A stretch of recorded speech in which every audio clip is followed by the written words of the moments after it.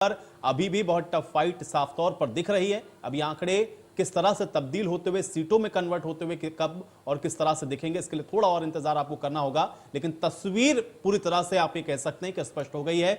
उत्तर प्रदेश के अंदर Bharatiya Janata party clear cut majority के साथ अपनी सरकार बनाने वाली है। उत्तराखंड के अंदर भी कमोबेश इसी तरह की स्थितियां हैं, जहां पर आपको वहां पे पूर्ण बहुमत की सरकार के साथ भारतीय जनता पार्टी सत्ता में वापसी करती हुई दिख रही है।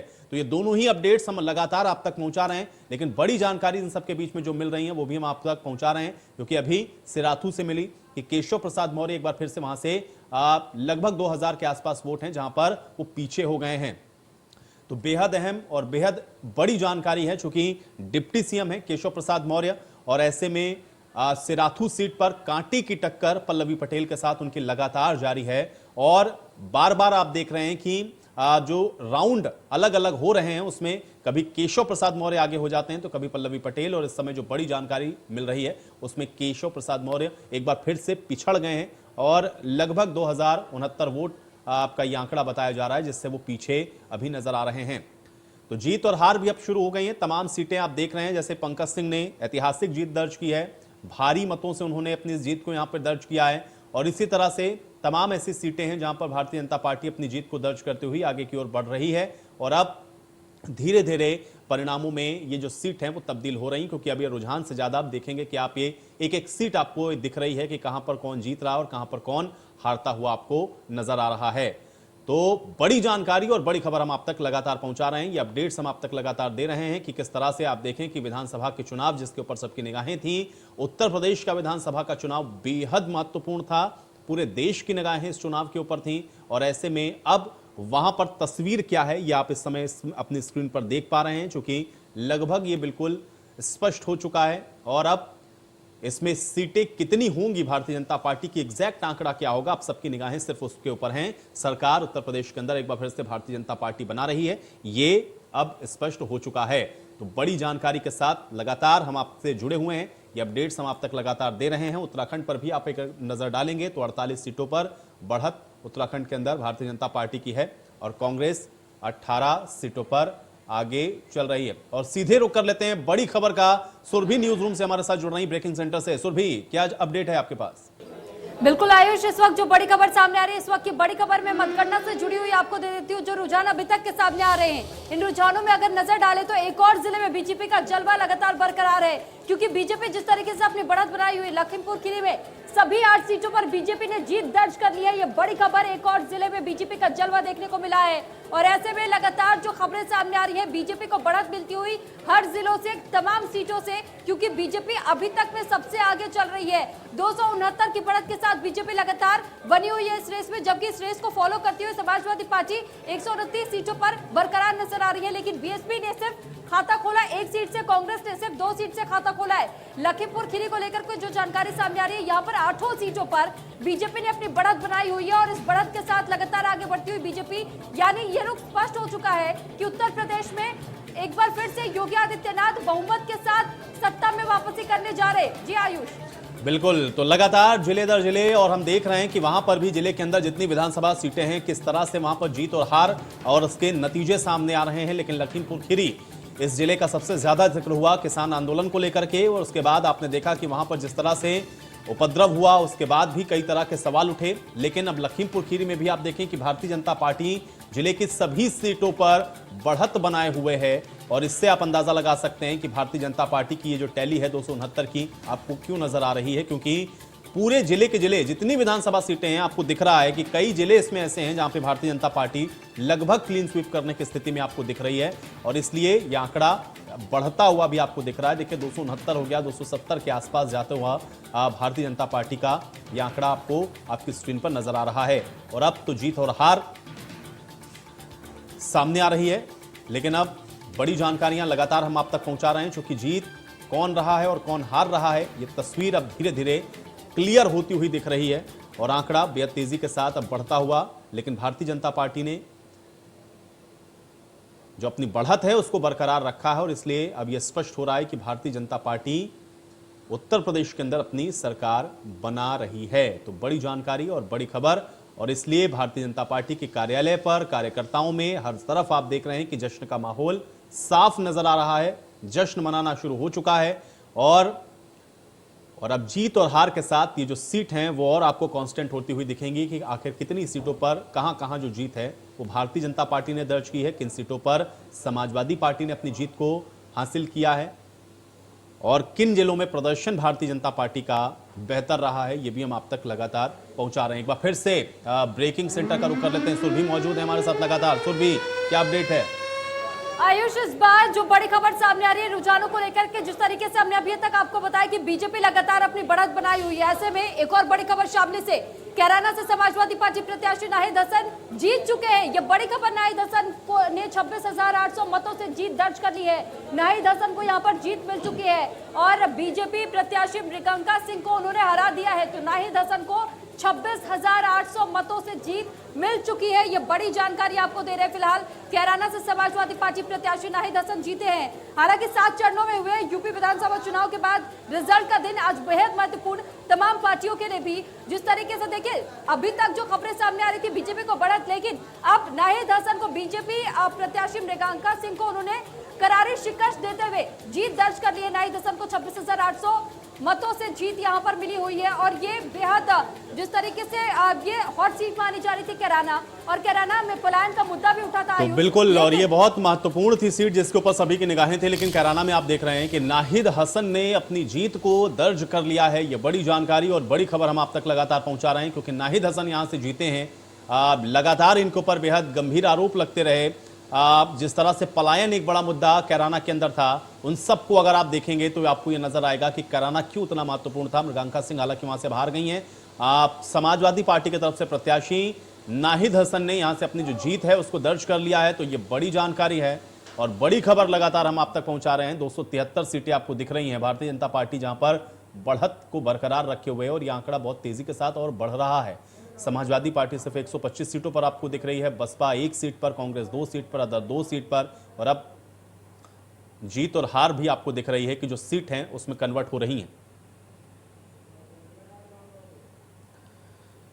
तो 273 सीटें आपको नजर आ रही हैं भारतीय जनता पार्टी जिस पर बढ़त को बनाए हुए है। 125 सीटें Samajwadi party, Bahujan Samaj party 1 seat पर, कांग्रेस 2 सीट पर, अदर 2 सीट पर। ये टैली आपके स्क्रीन पर लगातार हम इसलिए चला रहे हैं क्योंकि आप देखें कि किस तरह से अभी कितनी सीटें हैं जहां पर मतगणना चल रही है। ये बढ़त बरकरार है और ये जीत हार के बाद सीटों में तब्दील होगी, कन्वर्ट होगी कि आखिर ये आंकड़ा कहां पर जाकर के रुकेगा। लेकिन बड़ी और अहम जानकारी, सबसे पहले अहम खबरें हम आप तक लगातार पहुंचा रहे हैं क्योंकि अपडेट के साथ ये जानना आपके लिए जरूरी है कि कहां पर जीत और हार हो रही है। अभी जो बड़ी जानकारी मिली है उसमें कैराना से नाहिद हसन ने अपनी जीत को दर्ज कर दिया है। ये बहुत अहम है, ये बहुत महत्वपूर्ण है। कैराना के ऊपर नजरें सबकी लगी हुई थी कि कैराना में इस बार का जो चुनावी परिणाम है वो क्या होगा।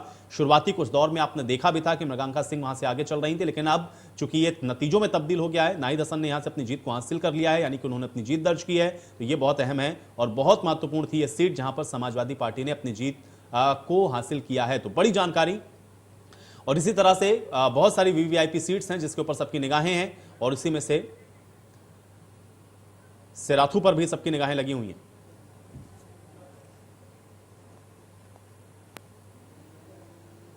और चलिए इसी पर बातचीत करते हैं। रविंद्र जी हमारे साथ जुड़ रहे हैं भारतीय जनता पार्टी की तरफ से। रविंद्र जी, आपका स्वागत है। और इसके अलावा अनूप दीक्षित जी हमारे पास समाजवादी पार्टी की तरफ से जुड़े हुए हैं। अनूप जी, आपका भी स्वागत है। सबसे पहले रविंद्र जी, किस तरह से देख रहे हैं? अब तो आंकड़ा हम लोग देख रहे हैं 270 के आसपास पहुंचता हुआ दिख रहा है, जहां पे बढ़त आपकी बरकरार है।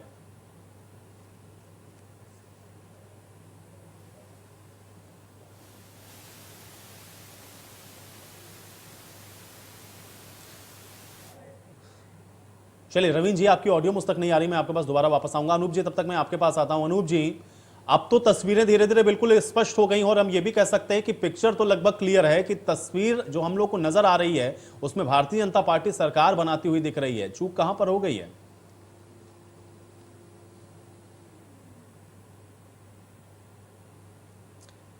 अनूप जी, क्या आप मुझे सुन पा रहे हैं?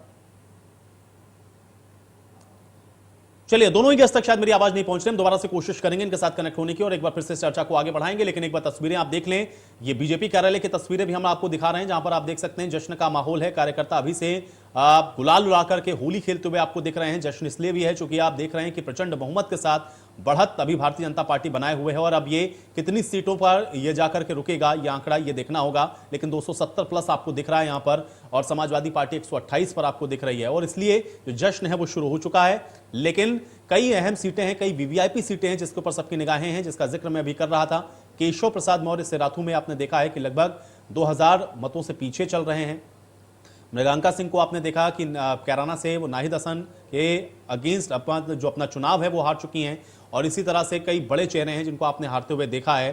चाहे आप स्वामी प्रसाद मौर्य की बात करें या दारा सिंह की आप बात करें, इसी तरह से ये तमाम वो चेहरे हैं जो कि आगे पीछे या फिर जीत और हार आपको यहाँ पर दिख रही है। और इसलिए ये बहुत अहम है क्योंकि बड़े चेहरों के ऊपर भी सबकी निगाहें थी, वीवीआईपी सीट पर भी लोगों की निगाहें थी कि यहाँ पर जो जीत और हार के परिणाम है वो किस तरह से होंगे, किसके पक्ष में जाएंगे। लेकिन अब क्योंकि तस्वीर एकदम स्पष्ट हो चुकी है, जीत भारतीय जनता पार्टी ने हासिल कर ली है और अब सिर्फ इंतजार ये इस बात का है कि ये फाइनल आंकड़ा क्या होगा, यानी कि सीट कितनी जीत के साथ भारतीय जनता पार्टी यहां पर दर्ज कर रही है और कितने बहुमत के साथ, कितने मैंडेट के साथ भारतीय जनता पार्टी अपनी सरकार बना रही है। बहुत कुछ इस पर निर्भर करने वाला है। लेकिन अब चूंकि दोनों ही तरफ आप देखेंगे, उत्तराखंड के अंदर भी जहां पर बहुत ज्यादा कांटे का मुकाबला बताया जा रहा था, वहां पर भी भारतीय जनता पार्टी ने अपनी जो जीत है उसको हासिल किया।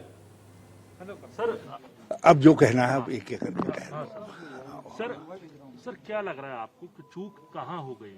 क्योंकि आप जब कह रहे हैं कि परिवर्तन होना था, मुख्यमंत्री खुद हार गए, लग रहा है कि लोग परिवर्तन चाहते हैं, लेकिन आपकी मैनेजमेंट में चूक रही है। मैंने कहा कि कहीं न कहीं हमारे जो कैंपेन स्ट्रेटेजी थी या जो कैंपेन करना था, जिससे कहीं न कहीं कुछ चूक रह गई और उस चूक को मैंने स्वीकार किया है। कैंपेन कमेटी के चेयरमैन के तौर पर मैंने कहा कि मैं उसका पूरा उत्तरदायित्व लेता हूं और लोगों ने बहुत अच्छा काम किया। मैं सबको बहुत धन्यवाद देना चाहता हूं।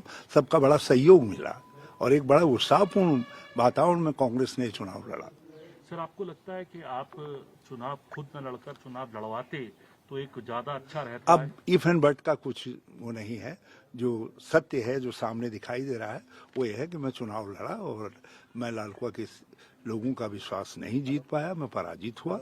मैं लालकुआ के लोगों को बहुत अल्पकाल में उन्होंने इतना स्नेह दिया, उसके लिए बहुत धन्यवाद देता हूँ। आपकी पुत्री जो है वो चुनाव जीती हैं, उसको किस तरीके से देखते हैं उस जीत को? मैं अपनी पुत्री सहित कांग्रेस के सभी विधायकगणों को जो इस चुनौतीपूर्ण चुनाव में विजयी हुए उनको बहुत बधाई देता हूं और कुछ नए विधायक आए हैं जो पहली बार अपनी विधायी पारी खेलने जा रहे हैं। मैं उनको आगे के लिए बहुत शुभकामनाएं देना चाहता हूं। उम्मीद करता हूं कि वो पार्टी के लिए और उत्तराखंड के लिए एक बड़ी एसेट, यहाँ की संसदीय परंपरा के लिए एक बड़ी एसेट सिद्ध होंगे। आखिरी सवाल आपसे सर, आप बाकी राज्यों में भी जो है हालत है, सूरत हाल ये रहा, पंजाब में तो आप पंजाब के प्रभारी भी रहे, पंजाब के मेरे लिए परिणाम बहुत आश्चर्यजनक है और मैं ये नहीं समझ पा रहा हूं कि इतनी चुभने वाली, इतनी बड़ी महंगाई के बावजूद भी यदि ये मैंडेट जनता का मैंडेट है तो फिर लोक कल्याण की क्या परिभाषा है, जन कल्याण की क्या परिभाषा है और आम जन के हित की क्या परिभाषा है, सामाजिक न्याय की क्या परिभाषा है। बेरोजगारी चरम पर और कोरोना काल में लोगों को यूं ही मरने के लिए छोड़ दिया गया, इतना सब कुछ हुआ और इधर महंगाई दिन प्रतिदिन बढ़ती जा रही है और उसके थमने के आज भी कोई आसार नहीं दिखाई दे रहे।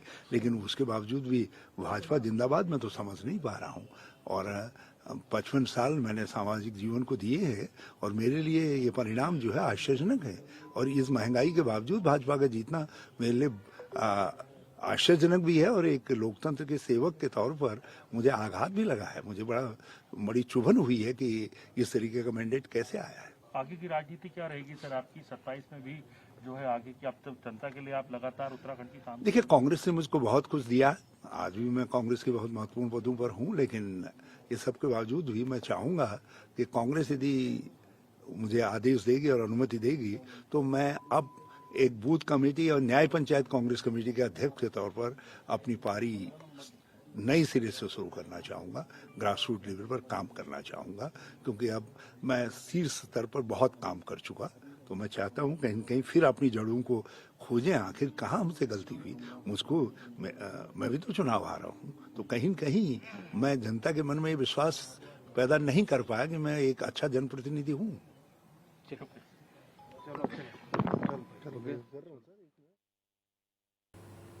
तो हरीश रावत को अभी आप सुन रहे थे। अपनी जो हार है उसके बाद उन्होंने अपनी प्रतिक्रिया को व्यक्त किया और उन्होंने कहा है कि वो इस हार का भी जो जिम्मा है, जो श्रेय है, वो खुद ले रहे हैं और इसके अलावा उसका आत्ममंथन वो करेंगे। अब बड़ी खबर का रुख कर लेते हैं। इस बीच बड़ी जानकारी है और बड़ी और अहम खबर आपकी स्क्रीन पर। तो चुनावों से जुड़ी हुई अहम जानकारी है। छाता विधानसभा सीट पर बीजेपी ने अपनी जीत को दर्ज कर लिया है। यह बड़ी खबर हम आप तक पहुंचा रहे हैं। बीजेपी के चौधरी लक्ष्मी नारायण 48,948 वोटों से जीत गए हैं। यह बेहद अहम खबर है। चौधरी लक्ष्मी नारायण ने आरएलडी के प्रत्याशी को हरा दिया है। तो मथुरा के अंदर सभी विधानसभा सीटों पर लगातार आप देख रहे हैं कि जो बढ़त है वो भारतीय जनता पार्टी की है और उसके बाद अब चौधरी लक्ष्मी नारायण ने आरएलडी के प्रत्याशी को हरा दिया।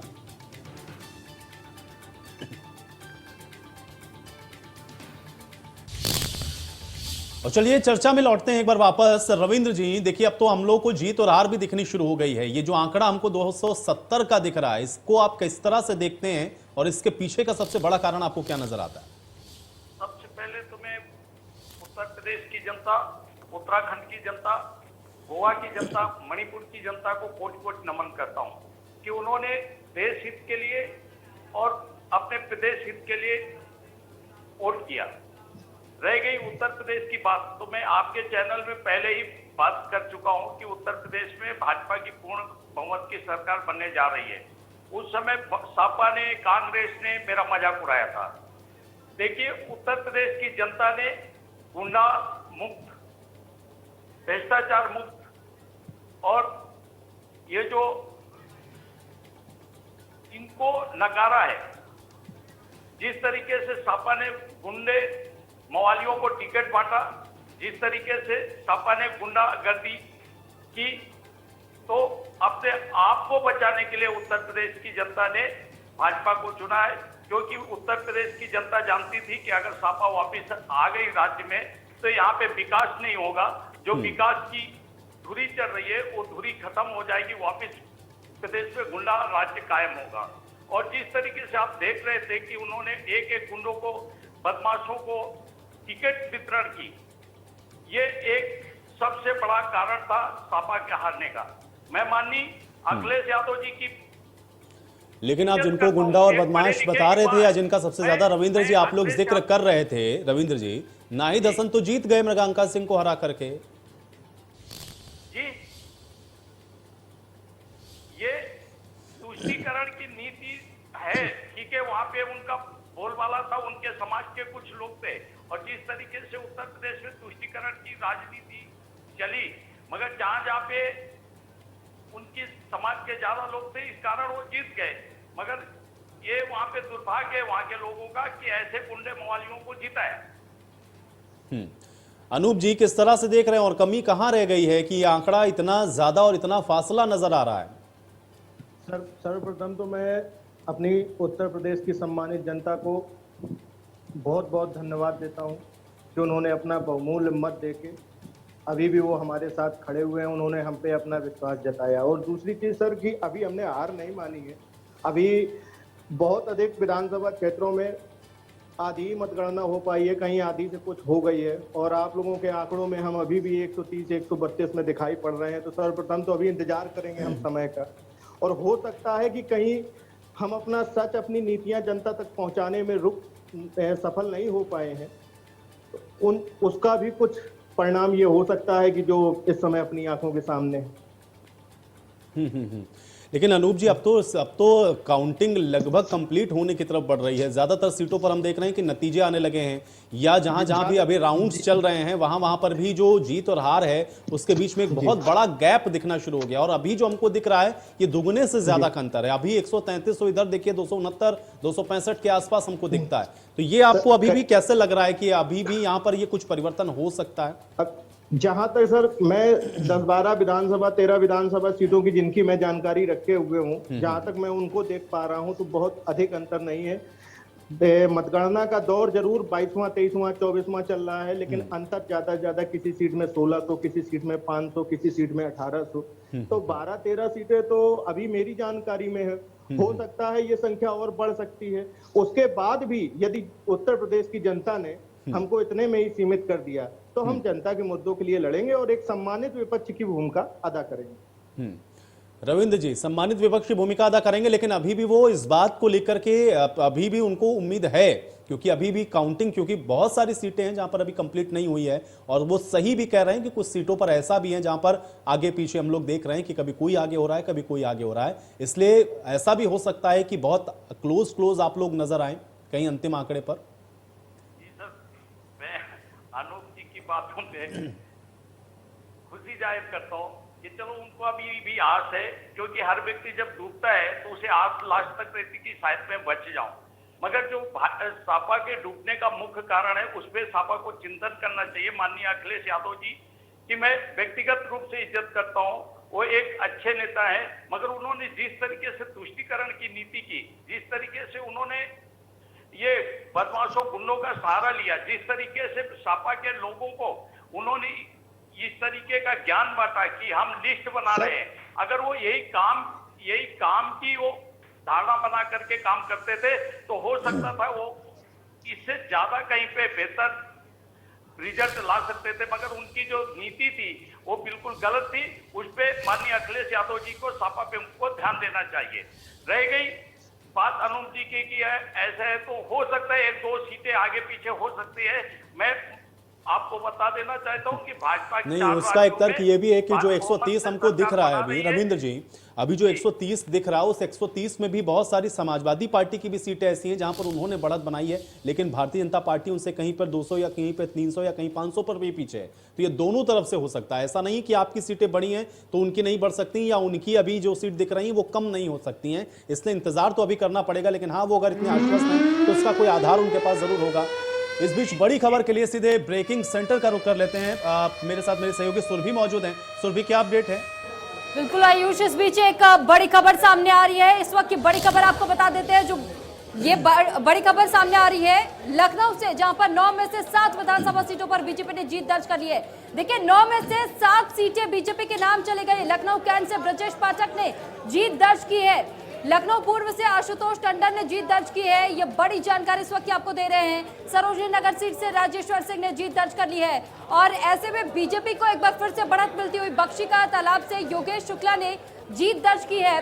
तो बड़ी एक सीट मानी जा रही थी लखनऊ, और ऐसे में 9 में से 7 विधानसभा सीटों पर बीजेपी को बढ़त मिली है। ब्रजेश पाठक जो कि सबसे चर्चित चेहरा रहे थे उत्तर प्रदेश में, ऐसे में उन्हें भी जीत मिल चुकी है। जी आयुष, तो बिल्कुल, ये लगातार जो आंकड़े हैं ये अब देख रहे हैं आपके नतीजों में तब्दील होते हुए दिख रहे हैं, और इसलिए अब बहुत ज्यादा कोई उलटफेर होगा इसकी गुंजाइश अभी फिलहाल अब तो कम नजर आ रही है। लेकिन अभी भी चूंकि काउंटिंग चल रही है, और इसलिए जब तक फाइनल रिजल्ट नहीं आते हैं तब तक इस बात का इंतजार करना पड़ेगा कि आखिर ये फाइनल जो आंकड़ा है, ये जो फाइनल डाटा है, वो कहां पर जाकर रुकेगा। चर्चा में एक बार फिर से वापस लौटेंगे। दोनों मेहमान मेरे साथ मौजूद हैं। अनूप जी, चूंकि अब तो हार जीत हम लोग देख रहे हैं, और बहुत सारी सीटें जो मैंने भी कहा जहां पर आपकी भी बढ़त है तो वो बहुत ज्यादा नजर नहीं आ रही, तो ऐसे में ये भी हो सकता है कि वहां से भी कुछ कम हो जाए। सर, वहां से भी कम हो, यदि अभी एक तो सर थोड़ा सा इंतजार कर ले, और यदि कम हो भी जाती है तो मैं पहले ही आपसे कह चुका हूं कि उत्तर प्रदेश की जनता का जो ये आशीर्वाद हमको मिला है, हम इसको सहर्ष स्वीकार करेंगे और जनता के मुद्दों को हमेशा उठाते रहेंगे, विपक्ष में बैठकर राजनीति करेंगे। दूसरी, अभी मेरे भाजपा के मित्र एक चीज बता रहे थे कि तुष्टीकरण की राजनीति हमारे राष्ट्रीय अध्यक्ष के ऊपर इन्होंने जैसे इल्जाम लगाया कि हमारे राष्ट्रीय अध्यक्ष को चिंतन मनन करना चाहिए। तो महोदय, आप भी देख सकते हैं कि तुष्टीकरण की राजनीति तो खुद भाजपा कर रही है। रही बात जैसे गुंडागर्दी की बात कर रहे हैं आप, तो आप कह रहे हैं कि सपा गुंडे बनाती थी, आपने तो प्रशासन को ही गुंडा बना दिया। नहीं, महोबा में आज से 2 साल पहले एक व्यापारी का हत्याकांड हुआ था साहब, उसमें माननीय एसपी मणिलाल पाटीदार मुलजिम थे। अगर उत्तर प्रदेश सरकार, भाजपा सरकार इतना अच्छा काम कर रही थी तो आज तक उस मामले में किसी तरह की कोई गिरफ्तारी नहीं हुई, और ऐसे सैकड़ों मामले हैं। इस समय वो चर्चा का विषय नहीं है, लेकिन मेरे जो भाजपा के मित्र कह रहे थे तो मैं सिर्फ उनको उस चीज का जवाब दे रहा हूं, तो आपने तो प्रशासन को ही गुंडा बना दिया। और इस बीच एक बड़ी जानकारी है, सीधे रुक कर लेते हैं। सुरभि हमारे साथ जुड़ी हुई है। सुरभि, क्या अपडेट है? इस बीच एक और बड़ी खबर है, आपको बता देते हैं आयुष, जो रुझान अभी तक जो सामने आ रहे हैं, ये एक और बड़ी जानकारी सामने आई है। सीएम योगी ने जीत दर्ज कर ली है, तो बड़ी जानकारी, सीएम योगी आदित्यनाथ ने भी गोरखपुर सीट से अब जीत दर्ज कर ली है। और चुनाव आयोग की तरफ से भी जिस तरीके से कहा जा रहा था कि जीत के बाद रैलियां भी निकाली जाएंगी, यानी कि बीजेपी का अब ये जश्न दुगना होने जा रहा है। गोरखपुर शहर से जो चुनाव जीते हैं सीएम योगी आदित्यनाथ, ऐसे में इस गोरखपुर सीट पर सबकी निगाहें थी, क्योंकि गोरखपुर सीट से चुनाव लड़ रहे थे इस बार सीएम योगी आदित्यनाथ। चुनावी मैदान में पहली दफा उतरे थे और पहली दफा चुनावी मैदान में आने के बाद भी जिस तरीके से बड़ी जीत यहां पर सीएम योगी आदित्यनाथ को मिली है, ऐसे में ये गौर करने वाली बात है कि अब बीजेपी की जीत दुगनी होने जा रही है और इसका सेलिब्रेशन भी बड़े पैमाने पर किया जाएगा। जी आयुष। बिल्कुल, तो गोरखपुर सदर सीट से विधानसभा का चुनाव लड़ रहे थे मुख्यमंत्री योगी आदित्यनाथ और विधानसभा का ये उनका पहला चुनाव था। हालांकि सांसद के तौर पर वो बहुत लंबे समय से आप देख रहे हैं कि गोरखपुर का ही प्रतिनिधित्व करते रहे और इसलिए उसका जो असर है वो भी आपको दिख रहा है। और खासतौर से पूर्वांचल या फिर वो गोरखपुर और आसपास के तमाम इलाकों में मुख्यमंत्री योगी आदित्यनाथ का अपना खुद का भी जो आप देख रहे थे कि उनका एक जो असर है वो साफ तौर पर देखने को अब मिल रहा है और इसलिए भी ये सीटों में कन्वर्ट होता हुआ आपको दिख रहा है। रविंद्र जी, मुख्यमंत्री योगी आदित्यनाथ ने भी जीत को दर्ज कर लिया। जी, वो तो जीतने वाले ही थे, पहले से जीत तय थी उनकी। उसमें तो सारे लोग पहले से मतलब खुश थे कि बाबा जी तो जीतेंगे चुनाव। और मैं अपने भाई अनूप दीक्षित जी को जवाब देना चाहूंगा कि प्रशासन या नेता कोई भी गुंडागर्दी करता है उसकी सजा निर्धारित थी और बाबा की सरकार जो अभी पुनः 35 साल का जो रिकॉर्ड वापिस आया है उत्तर प्रदेश में, वो इसी का रीजन है। जो 35 साल का रिकॉर्ड तोड़ा है योगी जी ने, कि उन्होंने प्रशासन हो या आम आदमी हो, जिसने भी गुंडागर्दी की है उसको उसकी सजा मिली है। और पूरे उत्तर प्रदेश में आज जो चुनाव भाजपा ने जीता है, सुशासन के नाम पे जीता है, भ्रष्टाचार मुक्त करने के नाम पे जीता है, गुंडागर्दी खत्म करने के नाम पे जीता है और भय मुक्त उत्तर प्रदेश बनाने के नाम पे जीता है। ये जितने भी लोग हैं, चाहे वो प्रशासन के हों, जिनका भी वर्णन कर रहे थे, वो एसपी साहब आज तक फरार है, उनके घर में कुर्की हो गई है।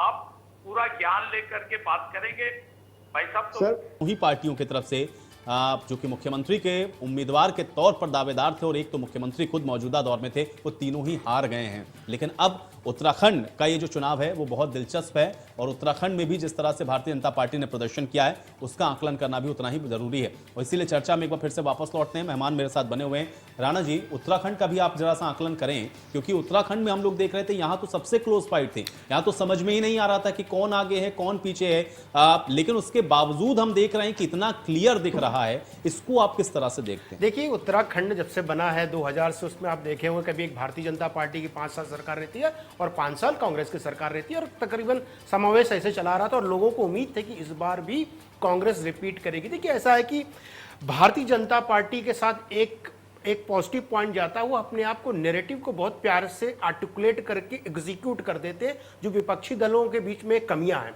जैसे कांग्रेस में देख लीजिए, कांग्रेस में एक वैक्यूम क्रिएट हो गया है, एक होलो क्रिएट हो गया है, लीडरशिप और धरातल पे लोग जुड़े हुए जो हैं, तो वहां पे एक लीडरशिप की कमी। देखिए, जब भी वोट इंसान डालता है या आप हो या हम जब वोट डालने जाते हैं, 2-3 चीजों के बहुत महत्वपूर्ण होती है जो हम देखते हैं। एक कि भैया जिसको वोट दे रहे हैं वो कैसी पार्टी है, उसका लीडरशिप कैसा है, हमारे बारे में क्या सोचता है, हमारे समाज के बारे में क्या सोचता है, हमारे प्रदेश के बारे में क्या सोचता है, अपने देश के बारे में सोचता है। तो ये जब अगर आप इतने पैरामीटर को देखेंगे तो कांग्रेस कहीं भी नहीं टिकती, कि बिकॉज कांग्रेस के पास एक लीडरशिप की कमी है और उनमें क्या होता है, कभी कुछ लोग इधर छोड़ के कभी उधर चले जाते हैं। ये सब चीजें कहीं ना कहीं ये कांग्रेस को नुकसान किया। और भारतीय जनता पार्टी के साथ देखिए, इतने मुख्यमंत्री, 3 चेहरे बदले गए, उसके बाद भी वो जीत गए, क्योंकि उनका समीकरण बहुत क्लियर था।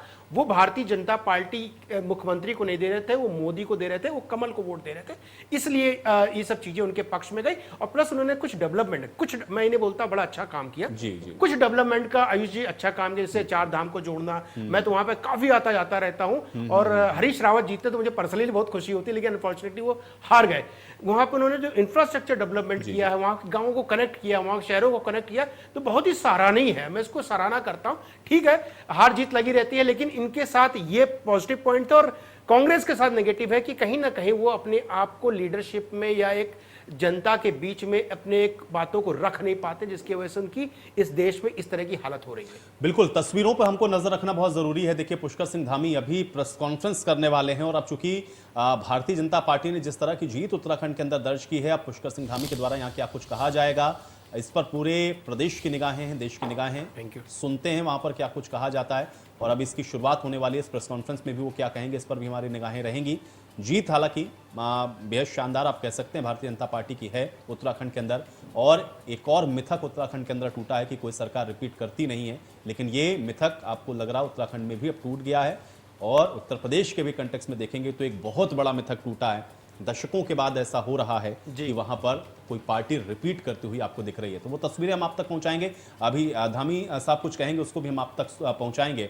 लेकिन राणा साहब, इसी चीज पे मैं आने वाला था। इसका विश्लेषण कैसे करेंगे? दोनों ही जगहों पर हमको दिख रहा है मिथक टूट रहा है। यहाँ पर योगी आदित्यनाथ की वापसी और वहां पर पुष्कर सिंह धामी या फिर भारतीय जनता पार्टी की वापसी। एक चीज और आपको ऐड करना चाहूंगा, आपको पता हो कि कोई भी मुख्यमंत्री, सिटिंग मुख्यमंत्री नोएडा नहीं आता। तो एक तरह से ये भ्रम क्रिएट किया गया था। सब